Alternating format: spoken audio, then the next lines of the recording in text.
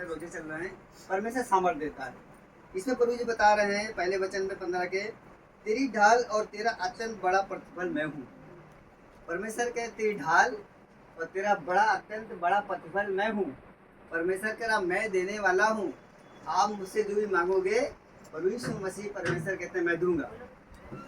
और इसमें एक वचन में और लिखा हुआ हम लोग और देखेंगे, इसमें 17 का पहला उत्पत्ति का इसी का जब अब्राहम ने 90 वर्ष खोजा में से की। इससे परमेश्वर एक बात बता रहे हैं, 17 का पहले वचन प्रभु जी बता रहे हैं मैं सर्वशक्तिमान ईश्वर हूँ, मेरी उपस्थिति में चल और सिद्ध होता जा।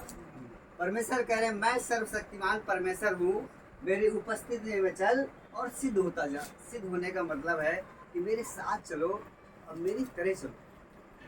अपनी आदतों को, अपनी जो हमारी इच्छाएं हैं उनको हमें मारना है, प्रभु की इच्छाओं में चलना। एक जगह वचन में लिखा अपना क्रूस उठा मेरे पीछे चल। क्रूस उठाने का मतलब क्या है कि प्रभु की जिस तरह से परमेश्वर चाहता है उस तरह से प्रभु के साथ चलना। कोई भी बड़ा सा बड़ा पहाड़ आएगा आपके पास, तो पहाड़ क्या टल जाएगा। बड़ी सी दिक्कत या बहुत सी जरूरत, पता चला खर्चा घर में बड़ा सा आ गया, अब पैसे नहीं है, वो कैसे पूरा होगा। इसलिए परमेश्वर कह रहा मैं सर्वशक्तिमान ईश्वर हूँ, मेरी उपस्थिति में चल और सिद्ध होता जा।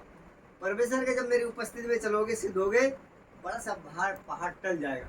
आप कहोगे पहाड़ से जाके समुद्र में गिर जा तो चला जाएगा। हमारी भी आई है कि अभी हम ये 20 तारीख के इधर हमको 30,000 रुपये की जरूरत थी और 30,000 रुपये हमको चाहिए थे और हम जोड़ दें, थोड़े थोड़े पैसे जोड़ के थोड़ा थोड़ा काम निपटा दें तो पैसा मेरा पूरा हो जाएगा। और थोड़ा थोड़ा जोड़ के थोड़ा रखे हुए, तो इसी बीच में फ़ोन आया मेरे पादरी साहब का, भैया 1,000 रुपये की जरूरत है।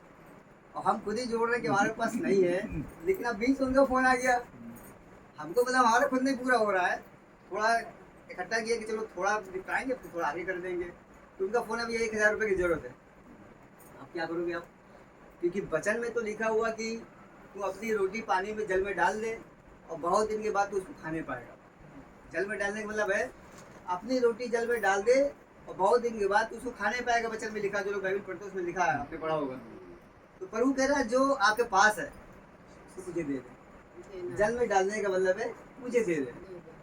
प्रभु कह रहा है कभी कभी परमेश्वर टेस्ट लेता है, आपके पास है नहीं, आप जोड़ रहे हैं थोड़ा थोड़ा कि चलो मेरी जरूरत पूरी जाएगी, अब बीच में प्रभु ने कहा नहीं मुझे दे दे। जो हमारे पास तो है नहीं, प्रभु को कहाँ से दे दे? हम खुद ही जोड़ रहे हैं कि भैया हमको जरूरत है, पास्टर कह रहे कि नहीं 1,000 रुपये चाहिए।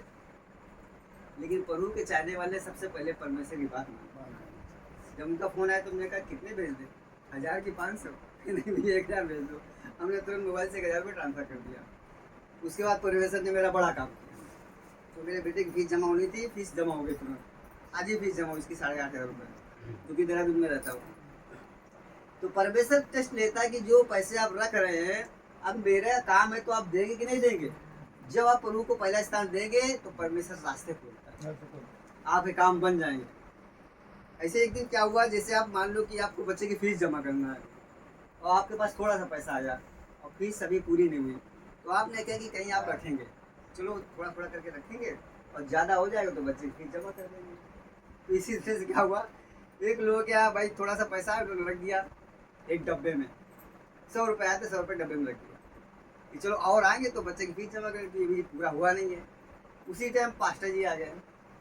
अब क्या करोगे, आपके पास है बच्चे की फीस जमा करने के लिए, आपने थोड़ा सा रखा कि और रखेंगे तो पूरा हो जाएगा, तब जमा करेंगे।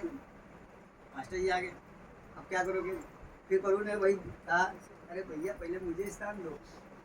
तो डब्बा उठा के क्या हुआ कि 100 रुपये निकाल के पास्टर दे दिया। पास्टर बहुत खुश, अच्छा मेरे लिए आप डब्बे में रखते हो छुपा छुपा के कि हम आएंगे तब दोगे। लेकिन वो प्रभु को मालूम है कि आपने डब्बे में क्यों रखा है।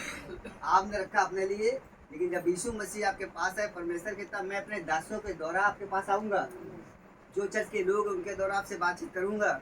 तो ये कभी मत सोचना कि हमसे कह रहे, कभी कभी इनके द्वारा परमेश्वर बात कर